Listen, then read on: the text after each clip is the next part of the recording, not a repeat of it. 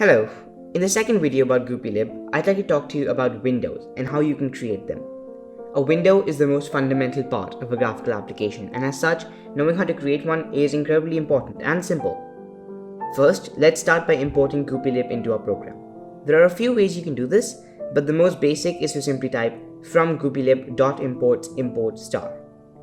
This will take everything in the library from all the subpackages and import it into your file.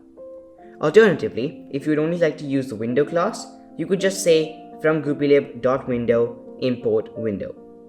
Great, now we have the window class to work with. Next, we'll create an instance of the window itself. Let's have it defined to a variable called window. Window equals window parentheses.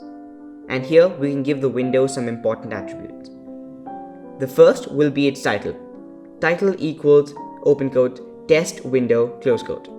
We can also specify its dimensions, width equals 700 and height equals 700. This should give us a square window. Now let's try running the program. You'll see that we don't get a window at all. And this is because the program creates a window, but then just ends up closing it. So we'll add in what is known as a main loop. It's simply just a while loop that runs while the window is open. While window dot is open parentheses. We'll leave it empty for now. If you were to run this now, it works. We have a window. While we have this program open, why don't we try drawing something to it? Let's try drawing a small circle to the center of the window.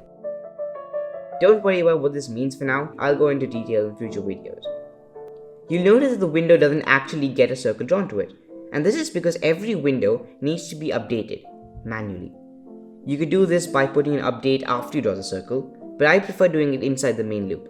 Window.update. And there we have it. It's that simple. Goopylib provides many ways of customizing windows too, and I'll mention a few of them in this video. We can make the window manually resizable by adding the resizable width and resizable height arguments.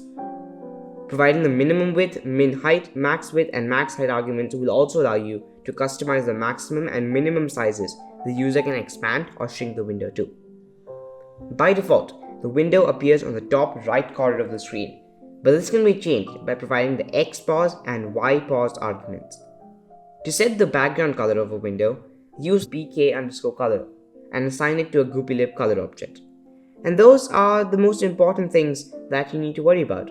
All these attributes come with getter and setter functions so that you can edit them after the window has been created. This just scratches the surface of the window class. There is so much more you can do with it, which I hope to get into in future videos.